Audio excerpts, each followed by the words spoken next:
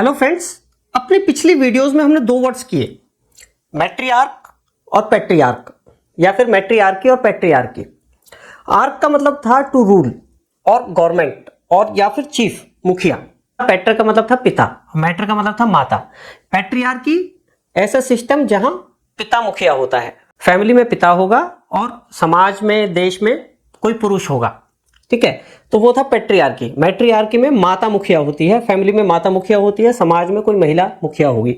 Patriarchal उस system से related जहां पुरुष मुखिया है, जैसे पैट्रियार्कल फैमिली हो सकती है, पैट्रियार्कल सोसाइटी हो सकती है, पैट्रियार्कल कल्चर हो सकता है। इसी तरीके से मैट्रियार्कल कल्चर हो सकता है, मैट्रियार्कल सोसाइटी हो सकती है। तो अब ये जो आर्की है, हम इस आर्की से रिलेटेड सारे वर्ड्स करेंगे इस वीडियो में। आर्क का मतलब मैंने बताया टू रूल या फिर गवर्नमेंट या फिर चीफ। अच्छा, आर्क का मतलब ना एक वर्ड और होता है, एक मीनिंग और होता है, प्राचीन, पुराना। लेकिन इस प्राचीन से रिलेटेड वर्ड्स हम बाद में किसी और वीडियो में करेंगे। इस वीडियो में हम आर्क मतलब रूलर, उससे रिलेटेड वर्ड्स करेंगे। तो आर्क से रिलेटेड एक वर्ड होता है मोनार्क या फिर मोनार्की। मोनो का मतलब होता है वन और आर्क मीन्स रूल या फिर गवर्नमेंट। तो monarchy a system where one person rules, यानी कि जहां एक व्यक्ति के हाथ में सारी पावर होती है, उसे बोलते हैं मोनार्की। हिंदी में बोलेंगे राजतंत्र, जैसे पुराने टाइम में होता था। मोनार्की में क्या होता है कि जो पुत्र होता है राजा का, वो ही अगला रूलर बनता है, तो इसे बोलते हैं मोनार्की। मोनो से बना है।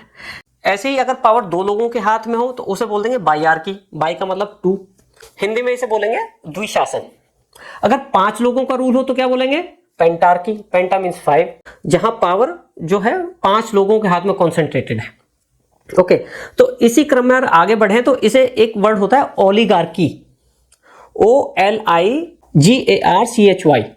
तो ओलिग वर्ड बना है ओलिगियो से, OLIGIO। ओलिगियो का मतलब होता है अ फ्यू, यानी कि जहां पावर जो कंसंट्रेट होती है, जो रूल किया जाता है, वो कुछ लोगों द्वारा ही किया जाता है।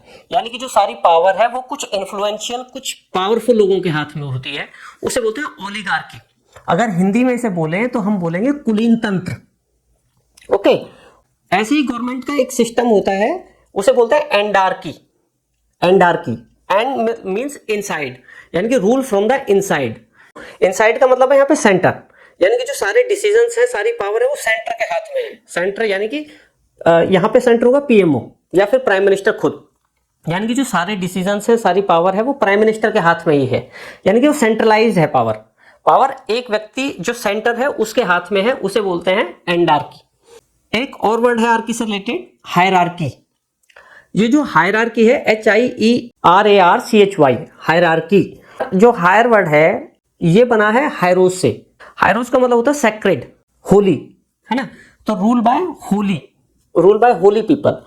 एक्चुअली क्या है कि अब्राहमिक रिलीजन में ऐसा कहा जाता है कि डिफरेंट एंजल्स, अगर मैं उसमें बोलूं तो ईशदूत, ठीक है, तो उनके हाथ में अलग अलग पावर थी। जैसे एक पावर ना बटी हुई थी, इस एंजल के हाथ में ये, फिर इससे ऊपर एंजल है उसके हाथ में ये, उसके हाथ में, इस तरीके से पावर डिस्ट्रीब्यूटेड थी, तो उसे बोला जाता था हायरार्की। फिर ये जो सिस्टम है ये रिफ्लेक्ट हुआ चर्चेज में, यानी कि पहले बिशप है, एक पादरी है, उसके हाथ में पावर है, फिर उससे ऊपर एक पादरी है, उसके हाथ में और ज्यादा पावर है, उसके हाथ में फिर उन पादरियों के ऊपर एक और पादरी है, उसके हाथ में और ज्यादा पावर है। यानी कि वो जो पावर है वो डिस्ट्रीब्यूट होती गई एज पर लेवल्स, है ना। फिर एक ऊपर, सबसे ऊपर था आर्क बिशप, चीफ बिशप, उसके पास सबसे ज्यादा पावर। ऐसे ही अब आज के मॉडर्न टाइम में ये वर्ड जो है रिफ्लेक्ट होता है ऑर्गेनाइजेशंस में, जहां की power is distributed at different levels, at different ranks. जैसे कि बहुत सारे लोगों के ऊपर एक मैनेजर होता है, फिर कई सारे मैनेजर्स के ऊपर एक सीनियर मैनेजर होता है, फिर सीनियर मैनेजर्स के ऊपर एक डिप्टी GM होता है, फिर उनके ऊपर एक GM होता है, फिर उनके ऊपर एक VP होता है। तो ये जो पावर है वो rank wise, level wise distributed है, तो इस सिस्टम को बोलते हैं हायरार्की। अच्छा, एक तो अब ये डिफरेंट काइंड ऑफ आर्कीज हो गए, डिफरेंट काइंड ऑफ रूल्स हो गए। अब ऐसा सिस्टम जहां कोई रूल ही ना हो, जहां कोई चीफ ना हो, जहां कोई गवर्नमेंट ना हो, मींस अनार्की, ANARCHY, अनार्की, है ना। अब अगर कोई गवर्नमेंट नहीं है, कोई रूलर नहीं है, कोई चीफ नहीं है, तो क्या होगा? वहां अराजकता होगी, लॉलेसनेस होगी।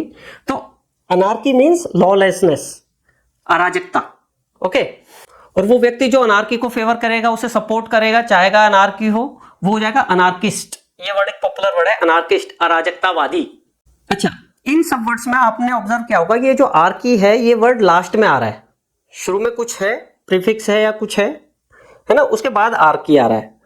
अब कुछ वर्ड्स ऐसे हैं जो आर्क शुरू में लग जाएगा, उसमें मीनिंग होगा गवर्नमेंट नहीं होगा, रूलर नहीं होगा, बल्कि चीफ होगा। जैसे कि आर्क राइवल यानी कि चीफ राइवल, जो मेन प्रतिस्पर्धी है मेरा वो होगा आर्क राइवल। ऐसे ही आर्क एनिमी, जो चीफ एनिमी है, जो मुख्य शत्रु है, जो सबसे बड़ा शत्रु है, वो चीफ एनिमी, उसे बोलेंगे आर्क एनिमी। ऐसे ही आर्किटेक्ट यानी कि chief builder, arc bishop, chief bishop, main जो मुख्य पादरी है, आर्क बिशप। अच्छा, लास्ट में एक बड़ा इंटरेस्टिंग वर्ड करेंगे जो आपने नॉर्मल लाइफ में सुना ही होगा, जो ऑफिसेज में काम करते हैं, आर्काइव, है ना। जैसे हमारा स्पेस भर गया है तो हम क्या करते हैं कि हम बोलते हैं कि इस फाइल को आर्काइव कर दो या इस मेल को आर्काइव कर दो। तो आर्काइव्स का मतलब होता है पब्लिक रिकॉर्ड्स या फिर a place where public records are kept, archive, archives. Okay, तो ये वर्ड कैसा आया? ये वर्ड भी रूलर से ही आया है। आर्क का मतलब रूलर। तो होता क्या था कि जो रूलर के लोग ही, जो प्रशासन में जो लोग होते थे, जो राज करते थे, उन्हीं के लोग जो है वो पब्लिक रिकॉर्ड्स को रखते थे। अब गवर्नमेंट ही पब्लिक रिकॉर्ड्स रखती है, तो इसका मतलब क्या हुआ, वो जो पब्लिक रिकॉर्ड्स हैं गवर्नमेंट के पास, वो रिकॉर्ड में रख देना, है ना। तो अब मॉडर्न सेंस में इसका मीनिंग हो गया कि उसको रिकॉर्ड में रख देना, जहां हमारी फाइल्स, जहां और रिकॉर्ड्स रखे हुए हैं वहां उसे फाइल कर देना। तो आर्काइव कर देना मतलब पब्लिक रिकॉर्ड्स या फिर a place where public records are kept. Hopefully इस तरीके से आपको ये वर्ड्स याद रहेंगे और आपको बार बार रटने की, अपने दिमाग पे बहुत ज़्यादा जोर देने की ज़रूरत नहीं पड़ेगी। धन्यवाद।